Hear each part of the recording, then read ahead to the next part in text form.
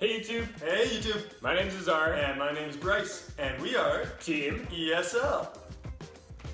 So in today's video, we're going to talk to you about how to become a successful ESL teacher. We're going to talk about 3 types of qualities that a teacher may or may not have. We're going to talk about essential qualities, desirable qualities, and qualities that are irrelevant, that don't really matter. So we're going to start with the irrelevant qualities first, and then we'll finish off with the big stuff.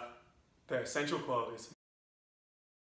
So there are some qualities that are important when you are trying to be a good teacher, and there are some that are absolutely irrelevant, but people think are important. And so I'm going to start talking about a couple of these irrelevant qualities, and then Bryce will continue with them.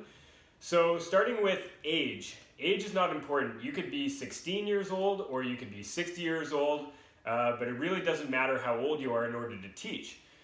The other one is hobbies. Some people think it's really important to have hobbies that are relevant to what you're doing, and although it would help, it doesn't matter if you enjoy running, or if you enjoy hiking, or if you enjoy cooking, but as long as you have the 4 main qualities of being a really good teacher, then it doesn't really matter what you do in your off time. So a lot of people think that you need to be an English native speaker if you want to be a really good ESL teacher, but this is definitely not the case. The majority of ESL teachers actually come from foreign backgrounds. So you have many Chinese ESL teachers, Japanese, Mexican, Brazilian, Taiwanese. It really doesn't matter where you're from. As long as you can speak English at a fairly fluent level, then you can be an ESL teacher.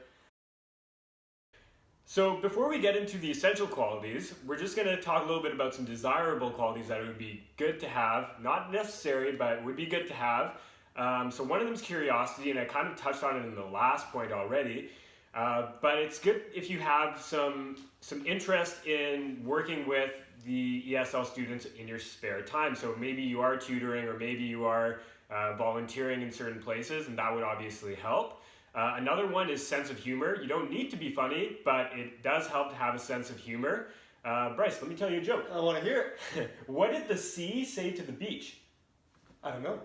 Nothing, man. It just waved. He didn't laugh, so I guess he doesn't have the best sense of humor, but that's okay. You don't need the sense of humor. You don't need the sense of humor. Another desirable quality is intelligence. You don't need to be intelligent. You don't need to be a genius to be a teacher. As long as you know the basic rules of form and you know the basic rules of teaching, you can teach. Another desirable quality is life experience. So you're teaching ESL, you're teaching students from around the world. Maybe you're teaching around the world. It's kind of nice to understand the culture that you're teaching, where they're coming from, and how to work with them.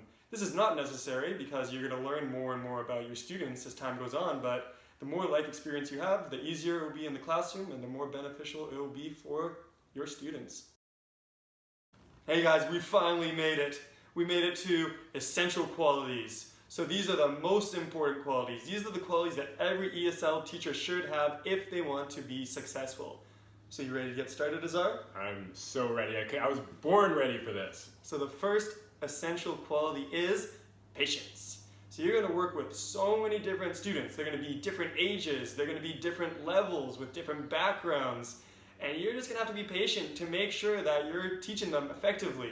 So you imagine you have a student and they don't speak any English. You're not just going to go out there and teach them and they're going to respond fluently. There's going to be a lot of repetition. It's going to go slow. It's going to be tough. So you just have to be patient to hang in there, really, and you have to understand that a lot of these students are nervous. They're scared. So you have to kind of get down on their level and adapt your teaching style to the student. So patience is key. Just trust the process. Just trust the process. Yeah. So Zoe, do you have another essential quality to add to our list? I do actually have another essential quality, which is language awareness. You need to be aware of the language you're teaching. You need to know what the language is and how that language works in order to effectively teach it. So use the right resources at your disposal. Maybe in your off time, learn a little bit more about the language that you're teaching in order to be the best teacher. Okay, so Bryce, I'll throw it back over to you. Oh, got it. Nice. So the third essential quality is people skills. So imagine you're a teacher and you don't like working with people. Is this possible? That's going to be very hard. Yeah, so you need to be able to work with all types of people. You can't just work with adults or just with kids, or you can't just work with people who are really talkative or really shy. You have to be able to work with all types of people if you're going to be a successful ESL teacher. So this is what ties in patience with people skills, is just being able to work with everyone and being flexible. the more flexible you are, the better you'll be at being an ESL teacher. Great point. And hoop So- shot, back to you. Oh, got it. So I'm going to talk about professionalism now, the last and final point. If you go into your classroom and you're looking a little bit tired, you're not looking fresh, your clothes are dirty, you haven't washed them in a couple weeks, we know how it is, don't worry. But it doesn't help with your teaching skills. You want to look professional, you got to act professional, you got to be someone that the students look up to as a role model in order to be an effective teacher. So those are the 4 essential qualities. I hope you were paying attention, hope you were writing down your notes. To being a successful ESL teacher. Again, we're Team ESL. I'm Azar. I'm Bryce. Great having you here. Click subscribe. Click Subscribe. subscribe it, clip it, clip it, click it and clip it. Click it. Click it. Click it. Click, click, clack, right there.